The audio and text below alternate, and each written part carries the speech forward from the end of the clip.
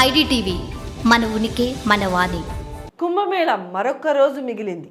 ఇప్పటికే సుమారు 70 కోట్ల మంది పుణ్యస్నానాలు పూర్తి చేసుకున్నారు. ఫిబ్రవరి 26 కుంభమేళాకు చివరి రోజు కావడం, అదే రోజు మహాశివరాత్రి పండుగ వస్తుండడంతో భక్తులు మరింత భారీ సంఖ్యలో కుంభమేళాకు వెళ్లేందుకు ప్లాన్ చేస్తున్నారు.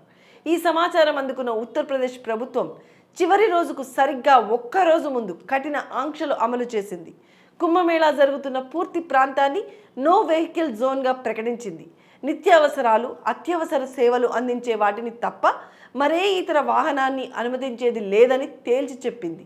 కుంభమేళాలో మరోసారి కఠిన ఆంక్షలు అమలు చేస్తుంది ఉత్తరప్రదేశ్ ప్రభుత్వం. ఈ మహా సంబరం బుధవారంతో అంటే ఫిబ్రవరి 26తో ముగుస్తుండటం, అదే రోజు మహాశివరాత్రి కావడంతో కోట్ల సంఖ్యలో భక్తులు ప్రయాగ్రాజ్కు తరలివచ్చే అవకాశం ఉందని యోగి సర్కార్ అంచనా వేసింది. ఇన్ని రోజులుగా ఎదురైన అనుభవాలతో చివరి రోజు మరింతగా కఠిన ఆంక్షలు అమలు చేస్తుంది. మంగళవారం సాయంత్రం 6 గంటల నుంచే కుంభమేళా ప్రాంతానంతా నో వెహికల్ జోన్గా ప్రకటించింది.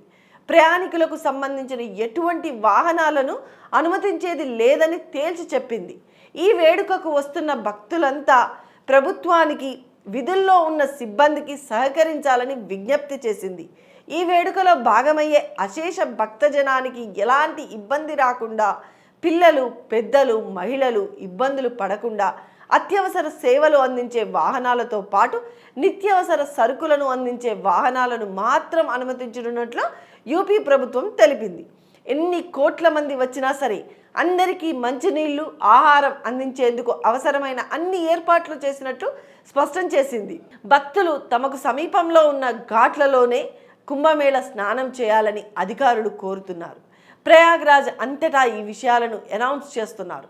ఇప్పటికే వసంత పంచమి, మౌని అమావాస్య లాంటి పర్వదినాల సందర్భంగా కోట్లాది సంఖ్యలో భక్తులు ప్రయాగ్రాజ్ వచ్చారు, పుణ్యస్నానాలు చేశారు. వారికి తగిన వసతులు కల్పించడంలో అధికారులు కూడా ఇబ్బంది పడ్డారు. కొన్ని గంటల పాటు ఎవరు ప్రయాగ్రాజ్ రావద్దని కూడా అనౌన్స్ చేయడం జరిగింది.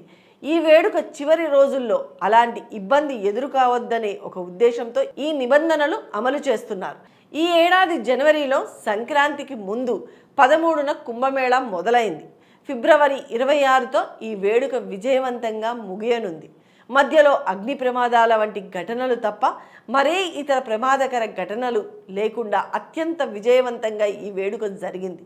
ఇన్ని రోజుల్లో దేశంలోని దాదాపు సగం జనాభా ప్రయాగ్రాజ్కు తరలింది. పుణ్య స్నానాలు చేయడం కోసం బస్సులు, రైళ్లు, విమానాలే కాకుండా సొంత వాహనాలు ఏర్పాటు చేసుకొని మరీ భక్తులు కుంభమేళానికి వచ్చారు.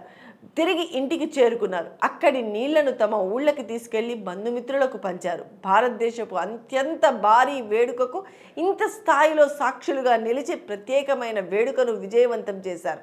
మీరు కూడా కుంభమేళకు వెళ్ళారా? అక్కడ ఎలాంటి అనుభవాన్ని ఎదుర్కొన్నారు? ఈ విషయాలను కామెంట్ సెక్షన్లో పంచుకోండి. స్టోరీని లైక్ చేసి షేర్ చేయండి. మరిన్ని ఇంట్రెస్టింగ్ అప్డేట్స్ కోసం ఐడిటీవీని సబ్స్క్రైబ్ చేయండి.